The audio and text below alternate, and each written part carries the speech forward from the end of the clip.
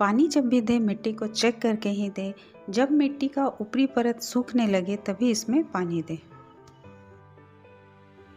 मिट्टी नमी युक्त हो तो चलेगा, लेकिन ड्राई और गीली मिट्टी इस पौधे को बिल्कुल ही पसंद नहीं है।